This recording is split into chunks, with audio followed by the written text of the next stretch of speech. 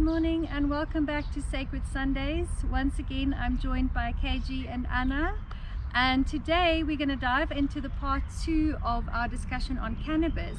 And I would love to share with our audience how cannabis can actually be beneficial to your day-to-day life, and how cannabis can become a replacement for the medication that you're currently on, to just, try an alternative. So I don't know which one of you want to go first to share.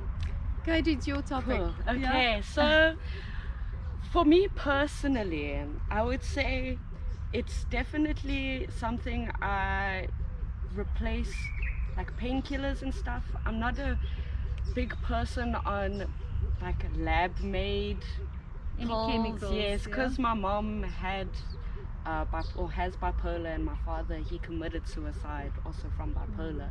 I don't trust pills, so even when it's that time of the month, I struggle a lot with pain and nausea and just not wanting to do anything. So I find that cannabis, the edibles work better for my pains and stuff, I find, but just smoking, it just helps me feel a lot more calmer. Like, I don't want to punch people in the face all the time, but being in the industries or working, like maybe with me when I'm teaching kids, obviously you can't smoke weed and stuff, so the edibles really come in handy for body pains for me when I'm not able to smoke.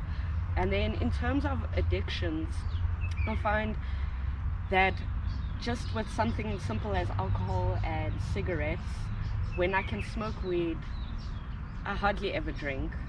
Since I've become like a proper stoner, and with cigarettes, if I can smoke my ganja, I don't smoke my tobacco really. When I'm at home, I smoke a lot less. So just simple things like that, I've seen it's made a big difference. And I've even seen with people, I know someone, Sonia, she was quite a hectic drug addict. I forget what kind of drug exactly, but she said with the cannabis and even shroomies, that will probably be a topic for another day, literally took her addictions away. She never had to go to rehab or anything because of these medicinal plants, that help you. amazing. So those are my personal experiences that I've seen and experienced myself with cannabis. Yeah. Awesome. Well, in terms of addictions and things, there's so many things that we do in our daily lives that are bad for us, that are actually addictions. Sugar, coffee, the over-the-counter pills, the medicines that you take without thinking, that's not necessarily right for your body, that, it's a generic medicine. Those things are bad for you, and they accumulate in the body. And what cannabis does, it, as we said before, it induces homeostasis in the body. So what it does is it gets rid of the toxins first, and it gets rid of the addictions, it gets rid of all the extra nonsense.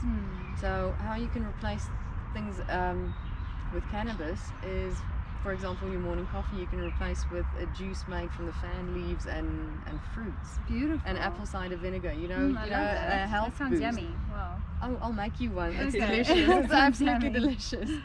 And painkillers. It absolutely replaces painkillers if you use it correctly. You were talking about menstrual pains. If you use cannabis suppositories, it's non-psychoactive, and you can use full spectrum, which is absolutely wonderful for pain. THC is a wonderful chemical to reduce pain in your body. And to think that you can grow this plant in your backyard, you can grow it in your backyard, you can go to the stove, you can make some oil, you can rub it on your tummy and take away your period pains, instead of using microdose. That's mind-blowing, actually. And how beautiful. And I almost feel like that ties in what you said in the first episode of the sacredness of the plant. Yes.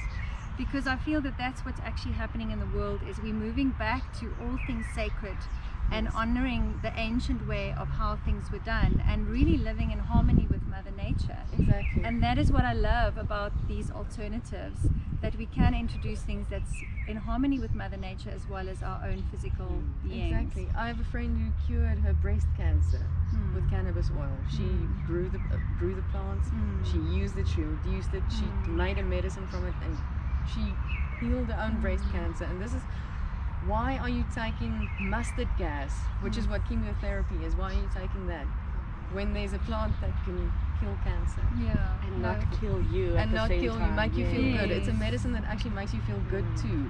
The a lot of- variety of things that it actually helps for. Yes, exactly. And what a lot of people don't know is that humans have cannabinoid receptors in their bodies. So cannabinoids are the phytochemicals, Yes, the plant chemicals, and we have an endocannabinoid system which runs through your entire body, like your skeletal and muscular and vascular system.